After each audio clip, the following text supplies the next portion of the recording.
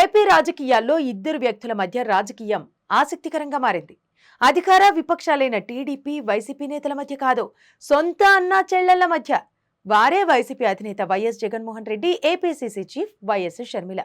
ఒకప్పుడు జగన్ కోసం ఊరూరా తిరిగి ప్రచారం చేసిన షర్మిల ఇప్పుడు తీవ్ర స్థాయిలో విమర్శలు చేస్తున్నారు. అవి సాదాసీదా విమర్శలు కాదు, ప్రతిపక్షాలు కూడా మాట్లాడలేని రీతిలో జగన్ పై షర్మిల విరుచుకుపడుతున్నారు. 2019లో జగన్ సీఎం అయ్యాక 5 ఏళ్ల పాటు ఒక్క మాట కూడా మాట్లాడని షర్మిల ఇప్పుడు ఈ రేంజ్ లో ఎందుకు విమర్శలు చేస్తున్నారు?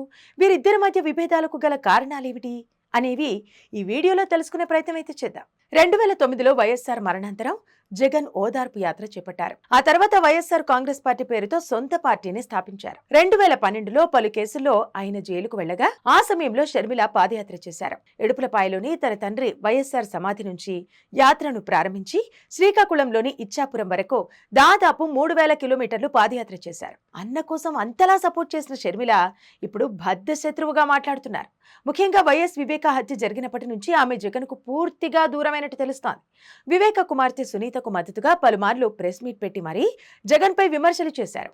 ఈ హత్య కేసులో వైఎస్ అవినాష్ రెడ్డిది ప్రధాన హస్తమని సంచలన ఆరోపణలు చేశారు. అంతేకాదు ఓ ప్రముఖ ఛానల్లో ఇచ్చిన ఇంటర్వ్యూలో తన అన్నకు మాతో అవసరం తీరిపోయిందేమో అని, వైఎస్ ఫ్యామిలీలో విభేదాలున్నాయని చెప్పకనే చెప్పారు.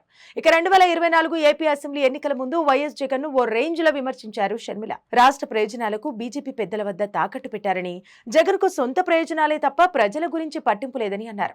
ఇక జగన్ కు కౌంటర్ ఇవ్వడానికే కడప పార్లమెంటు స్థానం నుంచి పోటీ చేశారు. కానీ తన ప్రత్యర్థి అవినాష్ రెడ్డి చేతిలో ఓటమి పాలయ్యారు. ఈ ఎన్నికలో ఎన్డీఏ కూటమి భారీ మెజారిటీతో గెలిచింది. వైసీపీ కేవలం 11 సీట్లకే పరిమితమైంది. అయితే అధికార పక్షంపై సైలెంట్ గా ఉన్న జగన్ పై మాత్రం విమర్శలు గుప్పిస్తూ వస్తోంది. ఇటీవలే జగన్ ఢిల్లీకి వెళ్లి రాష్ట్రంలో వైసీపీ నేతలపై జరుగుతున్న దాడులకు నిరసనగా ధర్నా చేశారు. దీనికి కాంగ్రెస్ పార్టీ మద్దతివ్వలేదని, జగన్ చేసిన వ్యాఖ్యలకు షర్మిల తీవ్రంగా రియాక్ట్ అయ్యారు. అసలు జగన్ కు ఎందుకు మద్దతివ్వాలి?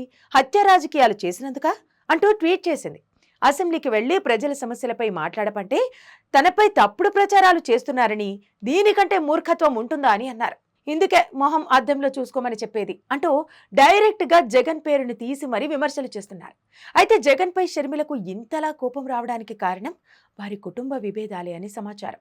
2019లో షర్మిలకు కడప ఎంపీ సీటు ఇవ్వాలని వైఎస్ వివేక కోరగా అందుకు జగన్ ఒప్పుకోలేదని, అవినాష్ కే తిరిగి కేటాయించడంతో అక్కడితో మొదలైన విభేదాలు వ్యక్తిగతంగా దూషించే వరకు వచ్చిందని రాజకీయ విశ్లేషకులు చెబుతున్నారు. ఇక వైసీపీ నేతలు కూడా షర్మిలను టార్గెట్ చేశారు.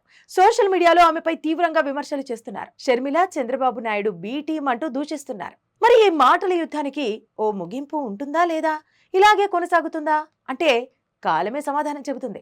చూస్తూనే ఉండండి పబ్లిక్ అవుట్ న్యూస్.